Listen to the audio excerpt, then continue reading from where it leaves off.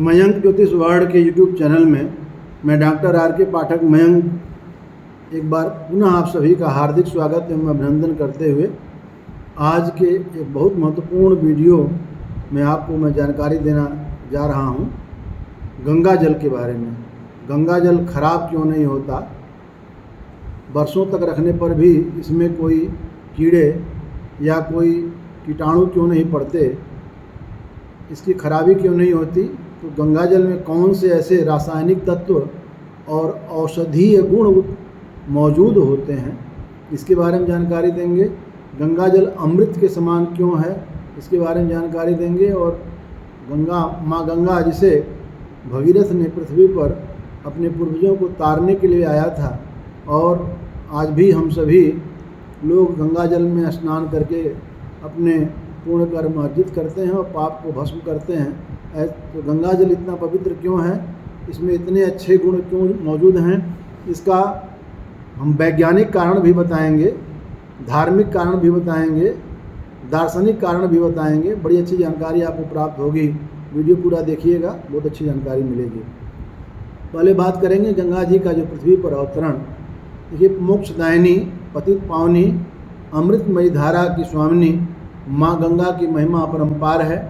सनातन धर्म और संस्कृति में ही नहीं वरन विश्व के सभी धर्मों और संप्रदायों के लोग गंगा जल को केवल पवित्र ही नहीं मानते हैं, बल्कि इसका विभिन्न प्रकार के रोगों से बचाव के लिए सेवन भी करते हैं। माँ गंगा पृथ्वी वासियों के लिए एक वरदान के समान है।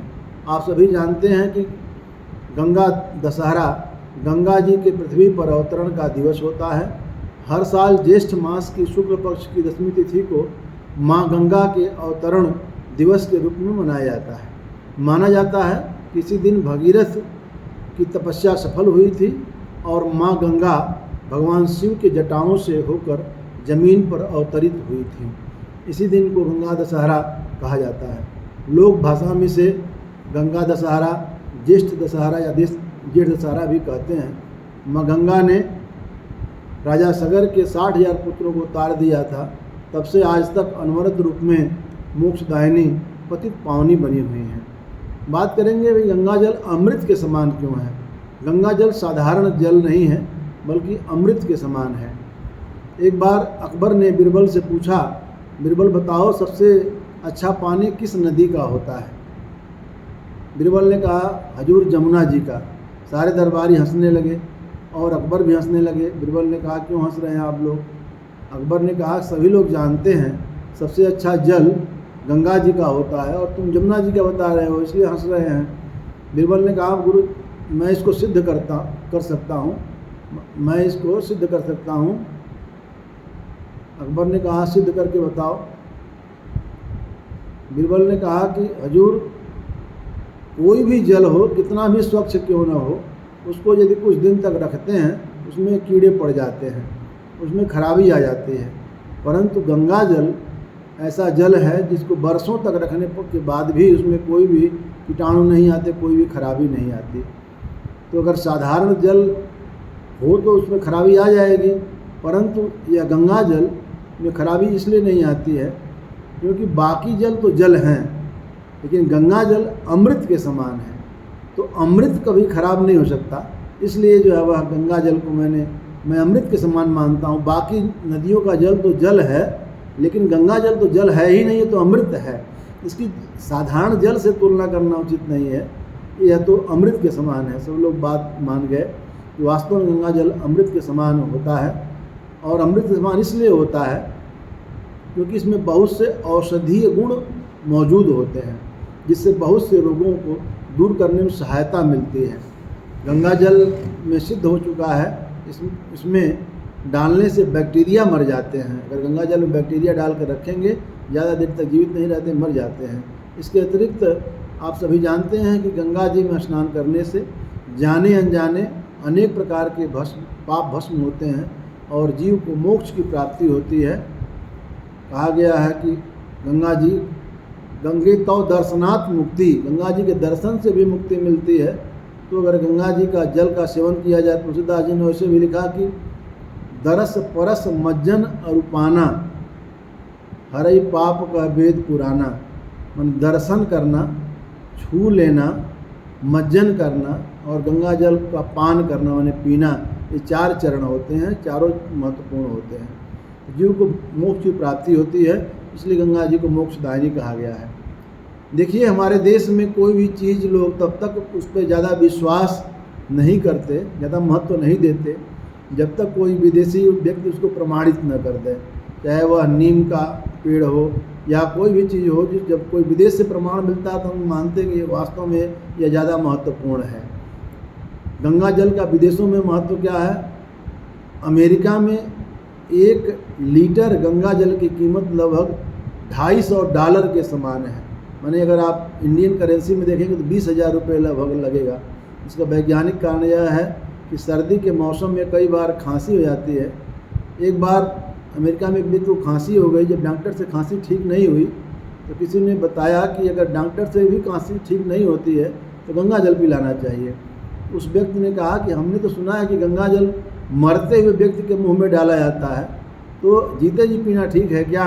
डॉक्टर साहब बोले, गंगा ऐसा नहीं है। गंगा जल केवल मृत्यु के समय ही नहीं पिलाया जाता, केवल मोक्ष के लिए ही नहीं बल्कि कई रोगों का इलाज भी है। उस व्यक्ति ने दिन में 3 बार 2-2 चम्मच गंगा जल पिया और जो डॉक्टर के तमाम दवाओं के बाद कई दिन में भी खांसी ठीक नहीं हुई थी, मात्र 3 दिन में उसकी खांसी ठीक हो गई। यह अनुभव है। डॉक्टर और वैज्ञानिक बहुत चमत्कार इसको नहीं मानते, लेकिन ये मानते हैं कि इसमें बहुत सारे औषधीय गुण हैं, उन्हीं का प्रमाण मानते हैं। अब बात करते हैं कि गंगा जल का ऐतिहासिक महत्व क्या है।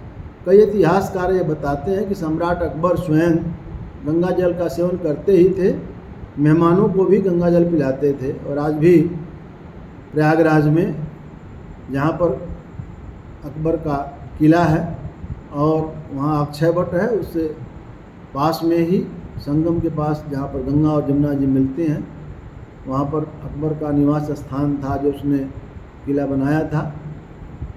इतिहासकार लिखते हैं कि अंग्रेज़ जब कलकत्ता से वापस इंग्लैंड जाते थे तो पीने के लिए जहाज़ में गंगा जी का पानी ले आते थे, क्योंकि वह सड़ता नहीं था।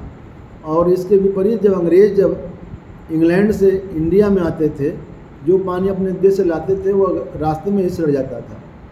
गंगा जल पे बहुत सारे वैज्ञानिक शोध भी हुए हैं।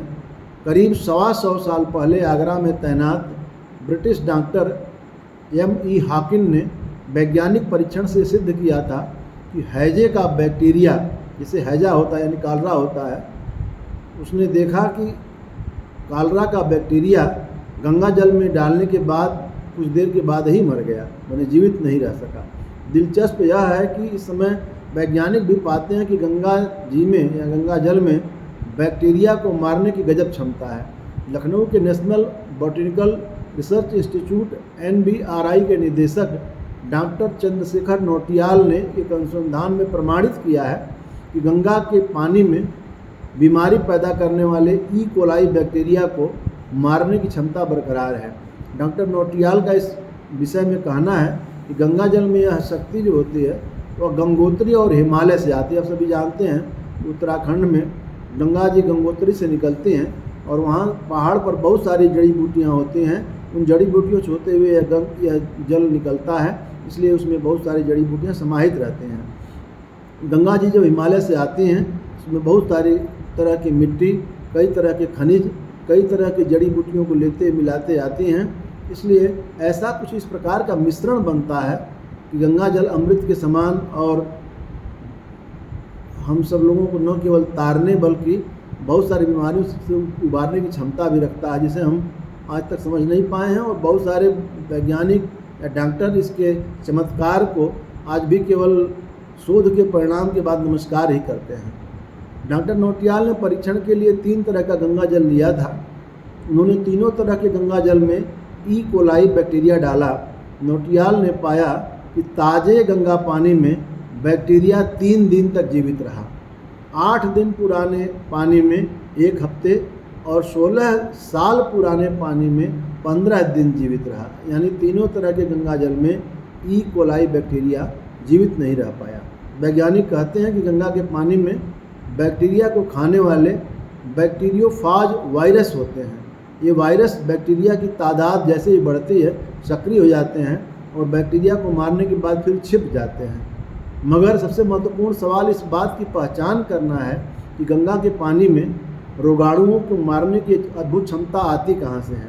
दूसरी तरफ एक लंबे अरसे से गंगा पर शोध करने वाले IIT रुड़की में पर्यावरण विज्ञान के रिटायर्ड प्रोफेसर देवेंद्र स्वरूप भार्गव का कहना है कि गंगा को साफ रखने वाला यह तत्व गंगा की तलहटी में ही सब जगह मौजूद है।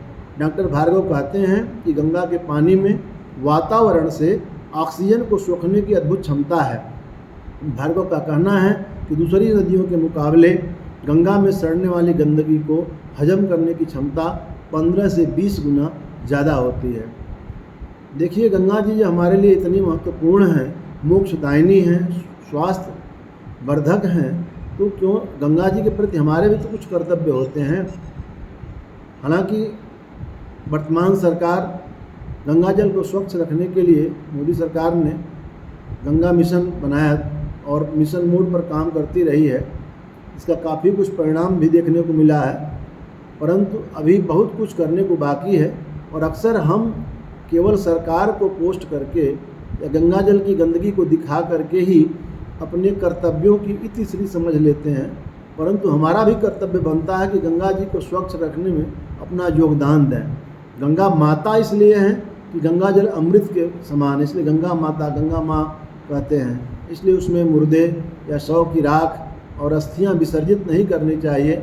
बहुत सारे लोग ऐसे भी हैं जो कि घर के बहुत से पूजा के अवशिष्ट पदार्थ और नवरात्र आदि में बनाई हुई मिट्टी की मूर्तियों, वस्त्र आदि को भी गंगा जल में विसर्जित करने का काम करते हैं। यह भी अच्छा नहीं है, क्योंकि इससे भी बहुत सारे अवशिष्ट पदार्थ, गंदगी जो गंगा जल में जाती है, जो गंगा जल को अपवित्र करती है। इसलिए ऐसा नहीं करना चाहिए। देखिए, मोक्ष कर्मों के आधार पर मिलता है। भगवान भी प्रकृति तथा मानवता के प्रति इतना संवेदनहीन नहीं हो सकता कि किसी लालच या कर्मकांड से कोई गुनाह माफ़ कर देगा। इसलिए गंगा जी के किनारे की गई गंदगी और बहुत से जानबूझकर किए गए पाप कभी खत्म नहीं होते हैं, यह बहुत तेज़ी से बढ़ते हैं। तुलसीदास जी ने भी रामचरितमानस में लिखा है कि तीर्थ के किनारे किए गए पाप बहुत तेज़ी से बढ़ते हैं और कभी नष्ट नहीं होते। आप सभी जानते हैं कि बहुत से लोग गंगा जी में स्नान करने के लिए, अपने मोक्ष प्राप्ति के लिए, अपने पुण्य अर्जित करने के लिए, पापों को भस्म करने के लिए जाते हैं। तो ऐसे बहुत से लोग ऐसे भी हैं जो वहाँ पर चोरी चकारी करने के लिए, तमाम प्रकार के जो अनैतिक कार्य करने के लिए भी जाते हैं। तो ये उचित नहीं है। लंका कांड का 97वां दोहा देखिए, तुलसीदास जी ने लिखा कि तब रघुपति रावण के शीस भुजा सर चाप, काटे बहुत बड़े पुनि, जिमि तीरथ कर पाप, सियावर रामचंद्र की जय। अर्थात तब श्री रघुनाथ जी ने, जब राम रावण का युद्ध हो रहा था, तो रघुनाथ जी ने रावण के सिर, भुजाएं, बाण और धनुष काट डाले, पर वे फिर बहुत बढ़ गए, जैसे तीर्थ में किए हुए पाप बढ़ जाते हैं, अर्थात कई गुना भयानक फल उत्पन्न करते हैं। आप सोचिए कि बहुत सारे जो पाप आप करते हैं, उन पापों को भस्म करने के लिए आप प्रयाग में या अन्य जगह पर गंगा आदि तीर्थों में जाते हैं। जब बहुत सारे पापों को भस्म करने के लिए तीर्थों में जाते हैं और वहाँ के पाप भस्म होते हैं, तो अगर आप उसी तीर्थ में पाप करेंगे तो फिर वो पाप कहाँ भस्म होगा? जाहिर है कोई नहीं भस्म होगा, बहुत ज़्यादा बढ़ता है। इसलिए तीर्थ स्थानों में जो लोग पाप आदि कर्म करते हैं, तो पाप तो कहीं नहीं करना चाहिए, लेकिन तीर्थ स्थानों में तो करना और अधिक गुनाह का है, वो कभी ख़त्म नहीं होगा।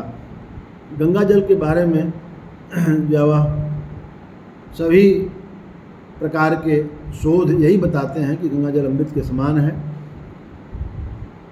एक बार की बात है कि BBC की हिंदी सेवा से बहुत सारे जो है वह इसमें महत्वपूर्ण जो जानकारियां हैं वो अभी मांगी गई और BBC ने इसके बारे में बहुत सारी जानकारियां दिया।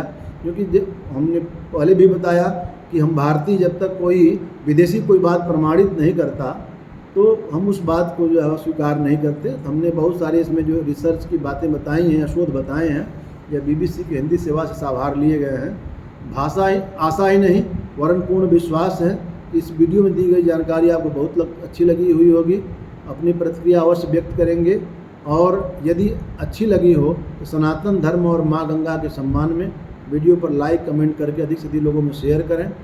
और यदि आपने अभी तक हमारा चैनल सब्सक्राइब नहीं किया है, सब्सक्राइब करके बेल आइकन भी प्रेस कर लें, ताकि आप सबको ऐसी महत्वपूर्ण जानकारियाँ मिलती रहें।